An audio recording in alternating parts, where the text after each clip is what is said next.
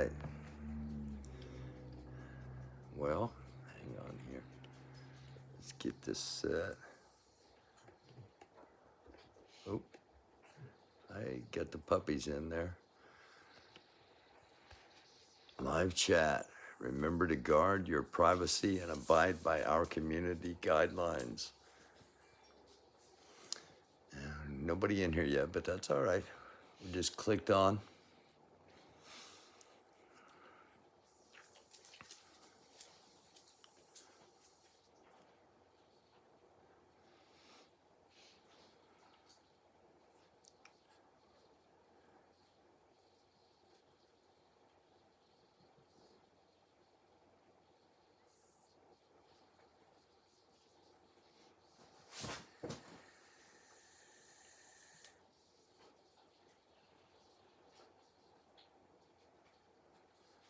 Hello, everybody. Thank you for clicking on, those of you that have.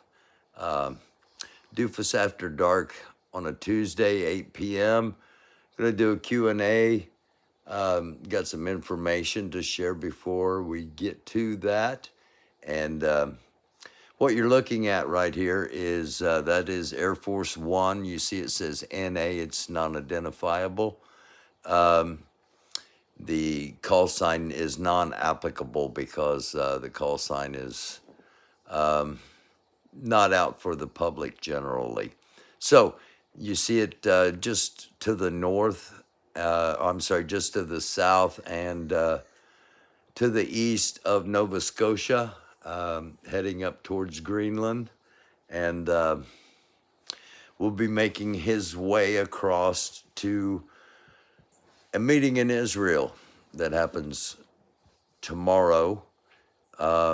He was supposed to be meeting with Palestinian leader Abbas and the president of Egypt and the leader of Lebanon. All of them were supposed to meet with the king of Jordan in Jordan after Biden finished his business in Israel. That meeting, all of that has been canceled. First of all, Abbas, the leader of Palestine, canceled.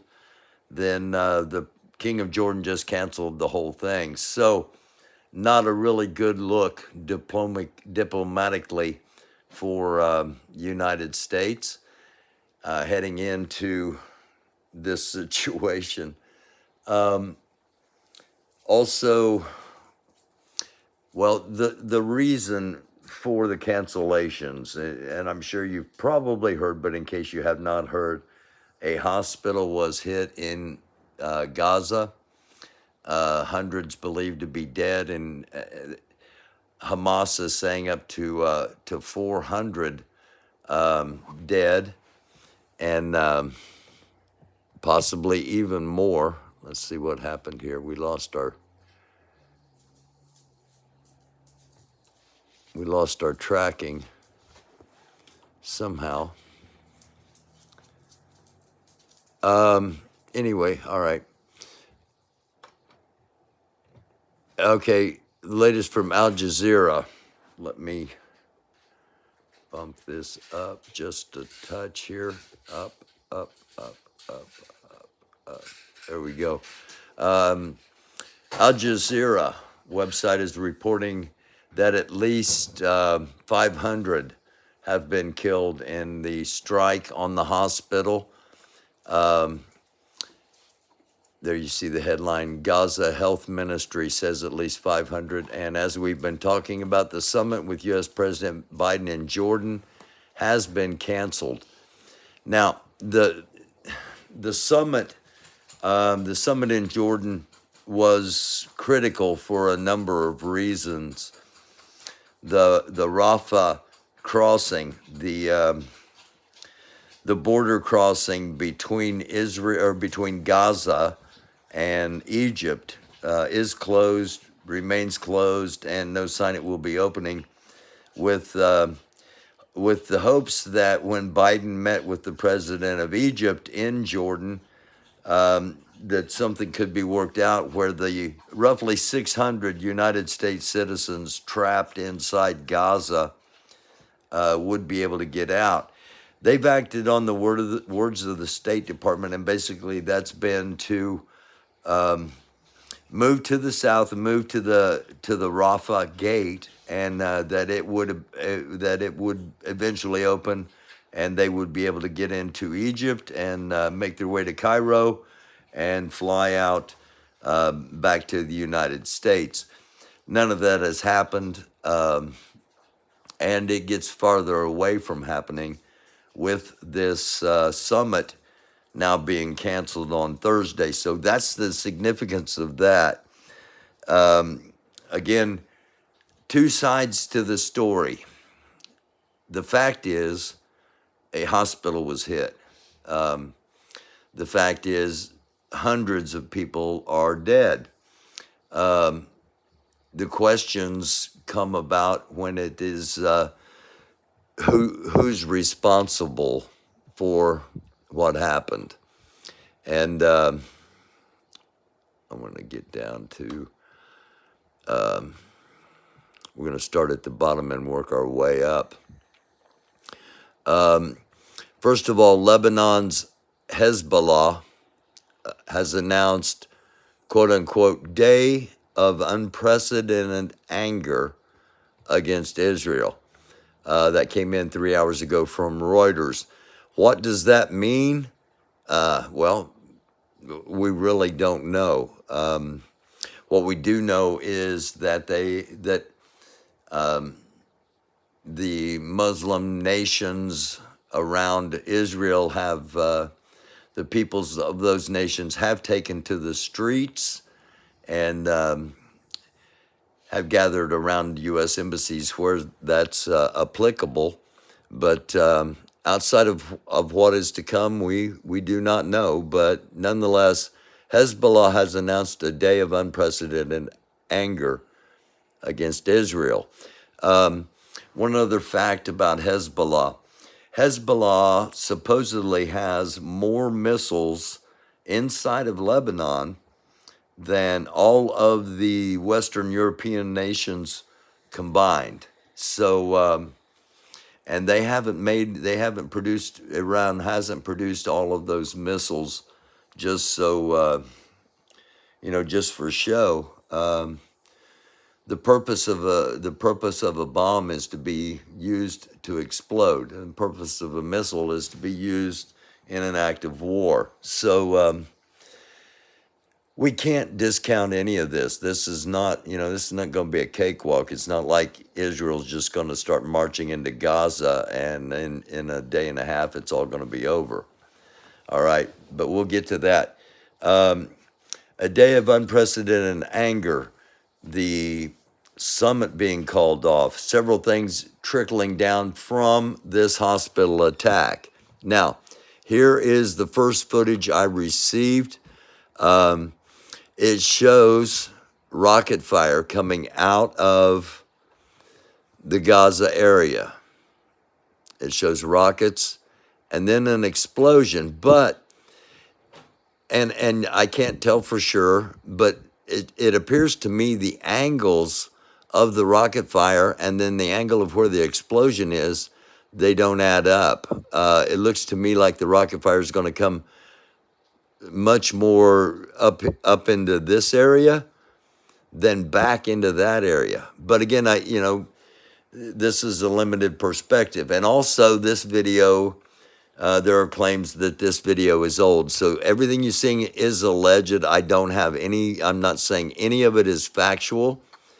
We've just got three different views to talk about because there's two different scenarios. One scenario is Israel, the Israeli Defense Force, the IDF, bombed that hospital with a missile attack. The other scenario is that a rocket, one of the rockets fired by the Islamic Jihad, a group I mentioned a night or two ago, inside of Gaza, that one of their missiles, one of their rockets misfired, and that's what the explosion was. A third scenario is that a rocket from the Iron Dome hit the rocket from the Islamic Jihad, and that somehow caused the explosion in the hospital. But I've got footage of that coming up as well. As we've shown, Biden's on his way to Israel for a meeting on Wednesday. Now, this is out of context, but something I think some of you might want to take a look at. This comes from Axis, and Axis has a report. This is on Twitter, but you can find it on Facebook. I'm sorry, X, formerly known as Twitter. By using the term open border, conservatives are suggesting that anyone can get into the U.S. without much hassle. The reality is the southern border is more fortified than it's ever been.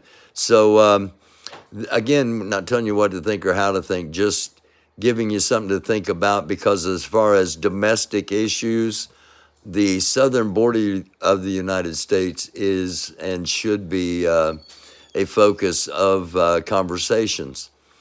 Back to the Middle East, which is our primary focus of this particular short episode. These are Brazilians. This came from a couple of days ago. Brazilians took to the streets to show their support of Israel in what was called a march against terrorism. Brazil, a member of BRICS. BRICS, for those that don't know, hope you'll watch the show if it's your first time watching it. BRICS is Brazil, Russia. It was India, but I think it's more Iran at the moment, China, and South Africa. 5 major oil nations and 5 major nations that are aligning themselves, and as time passes, those alignments are becoming more and more firm, and aligning themselves against the Western democracies. Here's one of those other looks. This is outgoing rocket fires some distance away. The rocket is intercepted in the air and breaks apart into shrapnel. After the second explosions are seen, one smaller one, perhaps of the rocket launcher, a big one on the hospital. Again, I don't know how accurate this is. I don't know if it's current. We're just showing you what is on social media, not telling you that it's factual. But you can see the rocket go up, and we don't even know if this is in Gaza even. The rocket get hit and appears to be taken out. Then an explosion on the ground, followed by a second explosion. So there's no way of confirming any of this is in any way tied. It's just showing that there's going to be a tremendous amount of finger pointing on both sides, and it's going to be imperative to get through what is the information and disinformation. This is a new video, shows this, this is a cut from the same video. The first one we showed gave you a more entire aspect of it, and which side it comes from will depend. Chances are there's not going to be any evidence that changes anybody's mind. That's how things kind of work. The facts don't matter as much in the fog of war. Once you're on a side, whatever that side does is you're going to have to pretty much justify. And that's one thing that Chris and I really try to do is we don't present sides. We stay neutral, and we just try to present to you facts and analysis of what we think is to come. Chris is normally here Monday, Wednesday, and Friday. This is, of course, a Tuesday night, and I was anticipating coming back on because of the Speaker of the House. I'll touch on that in a few minutes. But Chris will either be on Thursday or Friday. Depending, he'll be on Friday, if not Thursday, depending on how fast things happen. So again, here are the supposed the rockets being launched, and then one of them intercepted and into the hospital. I don't know after an interception. I guess it would depend on the payload, but I don't know if that would really, if that would really have enough left to do the damage that was done on that hospital. We'll have to see how it plays out. My prediction is that something more horrendous is going to happen very soon, and this will be but just a faint memory to many of us. If you've watched the show before, you have an idea what this is. This was posted 2 hours ago, and let me adjust so you can get a. There we go. You can get a little better. There we go. Hang on. All right. If you've watched the show before, we have talked about the black flag, and let me bump up just. Oh, there we go. Black flag flies over the Imam Reza Mosque in Iran. And this is for the first time in history that this flag has flown over this particular mosque. And then it says, if anyone knows what this means, please write. If you've watched the show, specifically a couple of episodes, you know the black flag of Khorasan. It is the call of the Mujahideen to go and spill their blood on the land of Palestine. And Chris and I have talked about this in the past. The word to listen for is jihad. And the thing to look for is the black flag. And there is that black flag flying above the mosque in Iran, the Imam Raza Mosque. First time in history, according to this report. And just something to think about. All right. So I'm just going to leave this image up here for a moment and see if there is anybody in chat. Hey, not going away. How are you? Hello to you. If anybody has any questions, now's the time to toss them out there. Got about 11 minutes left. I said I was going to be on here for 30 minutes only. And talked about a lot of things already. So if anybody has any questions about anything I've been talking about, or you want me to touch on something that you're possibly interested in, now's the time to pop into the chat and pop it on. I'm going to be back on at 11 o'clock tomorrow morning, 11 o'clock Wednesday morning, as we go back to the floor of the House of Representatives. And a quorum call will be made. We will find out how many people are present, and a majority of those people need to be voting of like mind for one Speaker of the House. Do not predict that's going to happen.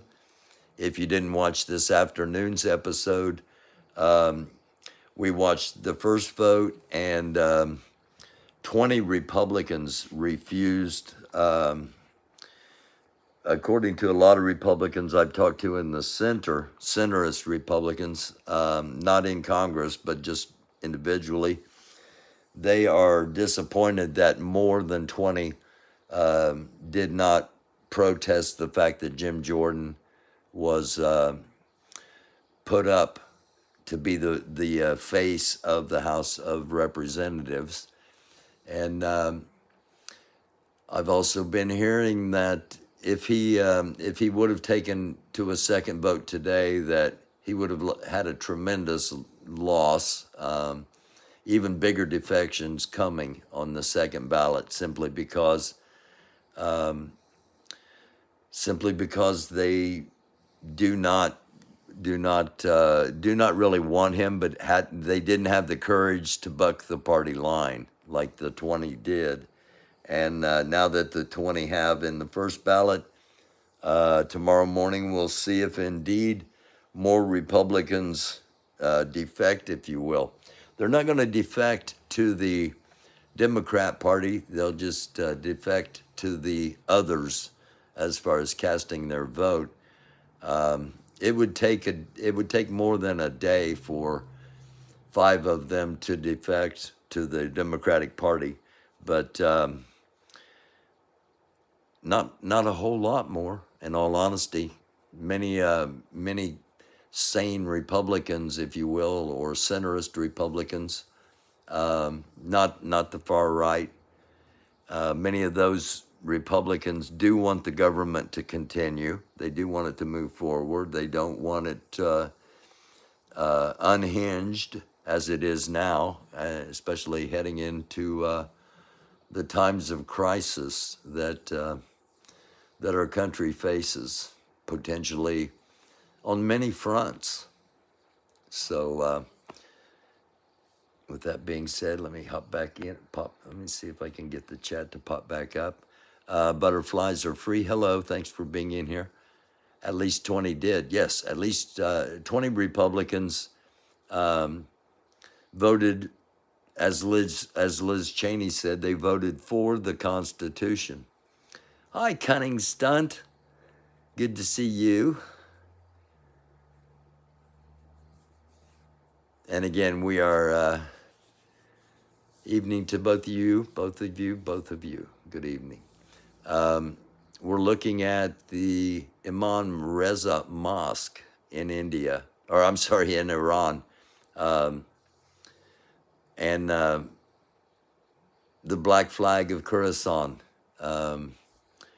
again, symbolizing the concept of Mujahideen moving from, actually it was from Iraq, from Afghanistan, into the area of Palestine, now referred to as Israel, to spill their blood. And it could get very, very, very, very interesting. I think I touched on the fact that Israel's trying to replace the Iron Dome with a laser defense system, and that has been tested for the first time in history. Laser has been used as a defensive weapon, allegedly, in battle, because I'm not over there. I can't verify it by seeing it with my own eyes, as I can things at times here when I'm reporting them myself. Speaking of which, I do have a video up that was cut out of the live stream from last Thursday night. It's just a regular video. It's not a live. It is of the interview with the man from Bethlehem, Palestine, which is 6 kilometers from Jerusalem. And for those that didn't hear the stories as little kids, Bethlehem, of course, is the alleged home of Jesus. So that's where that guy's from. He was talking about the conditions there. It's a 15-minute interview, and it gives you a perspective from someone that indeed understands what it means to be Palestinian, understands what it means to be Muslim, and also understands what it means to be in America. So I think it was totally impromptu, but I think it turned out to be a pretty good interview. So, with all that being said, I'm going to go ahead and just wrap it up here. Doesn't seem to be any questions, which is okay. Lori Arnold may be live a little bit later on with gossip and rumors and fun and laughter, and we all need fun and laughter. So I'm not saying she will, because she doesn't plan things. It just all depends how she feels. So if it happens, it happens. If not, it doesn't. Gossip, LOL. Yes, of course. I'm going live. Oh, Lori said she's going live. So if I'd have known that, I'd have linked up and I'd have automatically clicked you all over to her live. But Lori's going live. So head over there. Are you going right now? Yeah, I'm getting the. Okay, all right. She's got something special planned for you all. I was going to do it until she said she wanted to do it, and I'm going to let her do it and stick to my word and cut off at around the half-hour mark. Just a brief recap, a lot of going on. Black flag flying over the mosque in Iran, the Imam Raza Mosque, for the first time in history. Biden on his way to Israel, flying in Air Force One at the moment. All the meetings with the Arab and Muslim communities for Thursday were canceled. Biden's going to meet with the Israelis tomorrow, and we're going to be on tomorrow at 11 o'clock for the vote for the Speaker of the House of Representatives. So until then, thank you all for watching very much. Please hit the like if you would. It does make a difference, and we will see you tomorrow morning at 11 o'clock right here on the American Doofus channel. Again, love y'all. Stay safe, everyone, indeed. Thank you not going away for all you do. Thank you, Cunning. Thank you, Butterflies, for being here. Always be kind. Whoever's out there, thank you all for being here. Love y'all. We'll see you soon.